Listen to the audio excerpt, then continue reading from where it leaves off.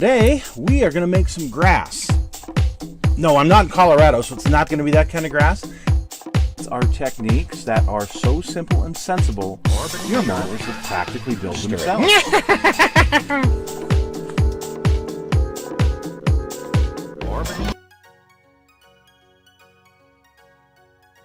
Folks, it's Mad Dog Merv. Today, I am on my way up north to the Promontory area. We're going to look at part 2 of the road to Promontory today, and what we want to cover is the Central Pacific's journey, the last few days of their journey into Promontory, how they got to Promontory, and some of the twists and turns they had in how that all happened. And I think today we'll also talk about some of the trains that were there at Promontory and the models I built for the train layout for May. So stick with us as we look into the road to Promontory, the Central Pacific. So believe it or not, there is a little bit of controversy as to what actually happened, how the Central Pacific officials got to Promontory. One story talks about how the official engine that was supposed to haul it all the way had a mishap along the way, and some other engines had to take it up, and blah, blah, blah. Finally, that's how Jupiter got there. But the reality seems to be that each individual section, about a 100-mile section with the Central Pacific, they would haul the commissioners' cars to the next section, and they would just take up the eastbound passenger train, the regularly scheduled passenger train that was headed that direction. So that's actually how we're going to tell this story today. So this particular picture predates Promontory. This is the commissioner's car and the substance car that Stanford used, but this is on a inspection tour by government officials of the line previous to May of 1869. And you can see that this is pulled by a locomotive named Falcon. So let's talk about this train that Leland Stanford and some of his other executives took to Promontory. So this here is the substance car, and the substance car was stocked with, I'm sure, plenty of booze and some food. This is also called a commissary car. It's where the cooking was done for the folks in the main coach. The car that Leland Stanford and his dignitaries took was also known as the director's car, and it was a brand new 50-foot coach designed for them, and you can see this illustration. So on May 5th, this excursion left from Sacramento, and the Antelope, number 29, was the locomotive that was supposed to pull it from Sacramento to Truckee. Well, there's some stories out there that a log got left on the rails and there was some damage done to the locomotive, that this was supposed to be the chosen locomotive to get it to Promontory, and that doesn't really seem to be the case. It was just supposed to take it for one section.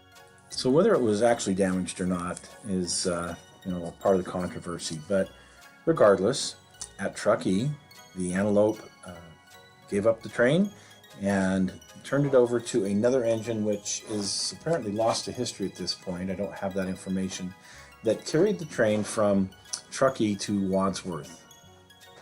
And it was probably the train that was just the regular passenger train that was running at that time. But what we do know is at Wadsworth, it was picked up by engine number 108, which is the stager, which was to take it to Elko. And you can see in this picture at the very, very end of the train, and it's a regular passenger train, you can see the director's car and the substance car at the very end of this train. So here we are with Stager taking it to Elko. And then once it was at Elko, the Leviathan, which is engine number 63, was to take it to Terrace. Now 63 is still around. It's been restored. In fact, it's currently pulling the replica of the Lincoln funeral train back in Pennsylvania, Elizabethtown, Pennsylvania. I believe they're going to be permanently staged there, well, at least for a while, at Elizabethtown, Pennsylvania. So you can still see this engine. Anyway, it was to take it on to Terrace. And once at Terrace, well, it was going to get another engine. Terrace, Utah served as the Central Pacific's maintenance and repair headquarters for the Salt Lake Division, which ran from Wells, Nevada to Ogden, Utah.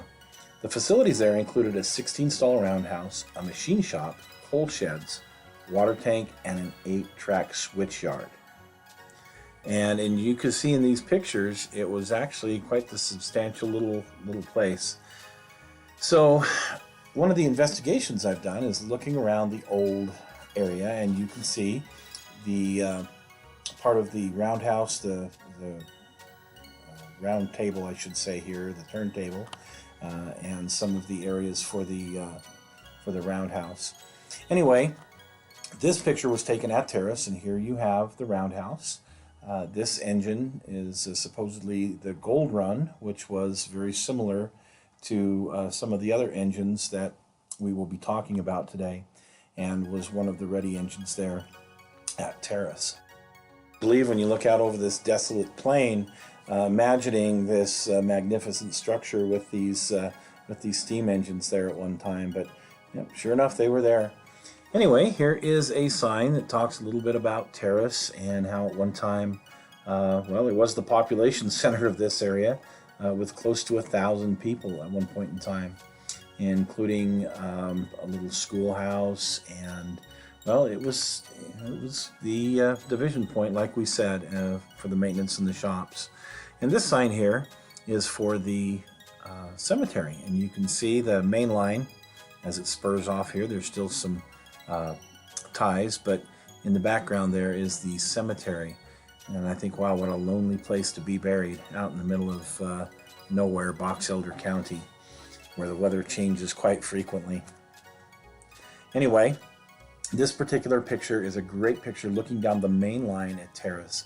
You will see just off to the left a little coal, I guess it's called a coal tender.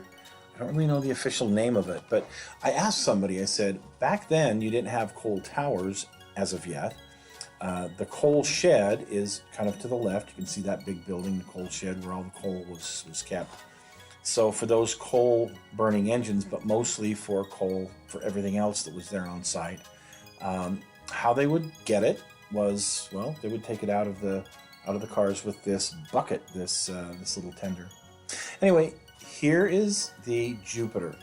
This is the engine that took it from Terrace to Promontory and into Destiny.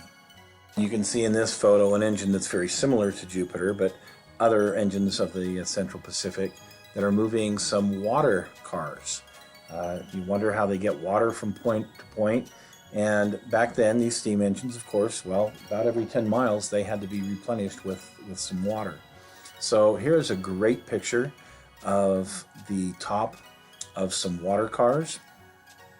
And quite often, whether it was Leland Stanford's train or whether it was another passenger train, they would still have some of these freight cars connected to the train to take water to these water tanks or to the next division point. Here is a great picture taken right before the final day at Promontory, where you can see the director's car, the substance car, and right in front of that is a water flatbed with those 3 water tanks on it. And this is the Jupiter there at Monument Point, or Locomotive Springs. The CP had reached Promontory on April 30th. In this particular photo, this is actually very amazing. This is the first time that the East and West locomotives actually got to be by each other, see each other. So this picture, you have Central Pacific's number 62, which is Whirlwind. And across the way to the right is Union Pacific's number 66. Now these were almost identical locomotives. And you can see here on this particular map of the Union Pacific's grade and the Southern Pacific's grade, they came very close together. And in that particular picture, well, we have in the foreground Central Pacific's number 62, which is the Whirlwind. And across the way to the right, you have Union Pacific's number 66. And they were almost identical engines, as I had said. They aren't pilot to pilot, but they are on parallel running lines. And you can see they're sounding the horn. Hey, you know, we're here. We made it. Pretty awesome. Well, this spur on the side was put together so that they could move some trains around. And on May 9th, Governor Stanford and his party went in his coach on the UP line, here pulled by number 117, and they took a little excursion to Ogden, kind of a grouse hunting expedition, little sightseeing expedition. Pretty neat picture there.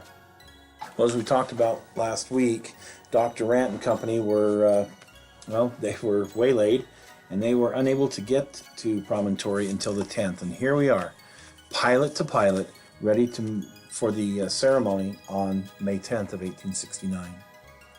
So this model is up there at Promontory Summit in the Visitor Center, and kind of is a replica of the two different railroads and the two different trains getting ready to do the ceremony.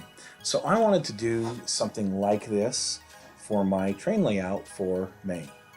And I was able to find this map by Gerald Best that shows the approximate location of these different engines and train cars for the ceremony, for the noon ceremony on May 10th of 1869. So it kind of gave me an idea of which cars I needed and where I needed to place them. It's going to be an easy task because a lot of the rolling stock needed, well, just doesn't exist in model form. But what does exist are the two engines. So up there at Promontory in the Visitor Center, you can actually purchase the Jupiter and 119 in HO scale. I was fortunate enough to find these at the train shop here in Salt Lake for $40 a piece right before my birthday. What a great present for me. Here's a model of the 119 that I picked up. It was actually given to me because it wasn't running at the time. And this is after I've already gone over it and redone it. But I wanted to build 117 out of this. Remember I talked about 117 being the one that hauled Stanford back and forth for that day between Ogden. Anyway, notice in this picture of 117, between the two driver wheels is some kind of a plate. This is actually the build plate that these locomotives had. And what's really neat about this picture is you can see the build plate between the two driving wheels. Wow, that's really cool. And that's what's actually on the model. You can see this kind of a replica here, this close-up replica of that. Well, if you'll notice on the 119, this picture of 119 taken right after Promontory, it's not there.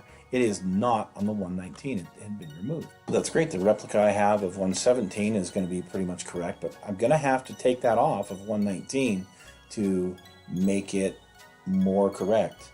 And of course the colors are kind of a conjecture because, well, everything was in black and white then, but anyway, here we are with the 119 that I got a hold of. And I gotta tell you, no, I don't like the look at this at all. Although the boiler jacket looks pretty good, everything else looks wrong. So first thing I need to do is rip out that wood load that's in it. I'll put something in that resembles coal. So because of the way this engine's set up, I'm gonna have to put in this piece of plastic. I painted it black. So then I can take some of the Woodland Scenics coal, chunk coal, and just put in it and glue that down. The engine itself, I repainted the boiler jacket in kind of a lighter color, and in hindsight, I probably shouldn't have done that. I should have left it alone, trying to get the right Russian iron. But I did repaint the pilot in more of a bright red, and the cab in more of a mahogany, which was more of what it really was. You can see how the coal looks in the tender here. So now we're going to move on to the rolling stock, Dr. Rant's number 29, and the Pullman cars and the subsistence car.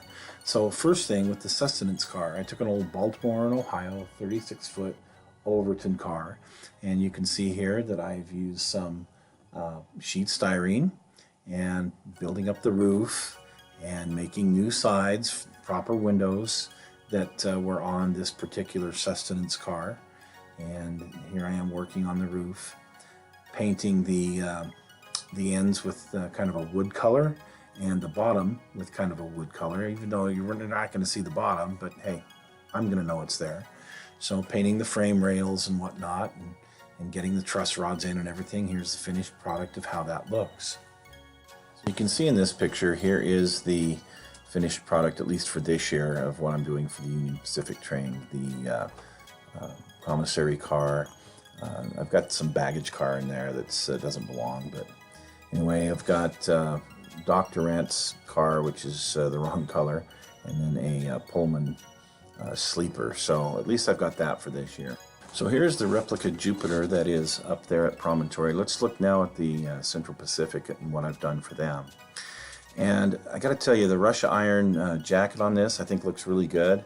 And on the model, it was, well, it turns out it was really okay. But I went ahead and used this B5 blue, this Chrysler B5 blue on it, and it turned out a little bit too blue. I'm not real happy with it, but for now it'll be okay. I did find a nice Prussia blue that I spruced up the rest of the blue with, and a nice red.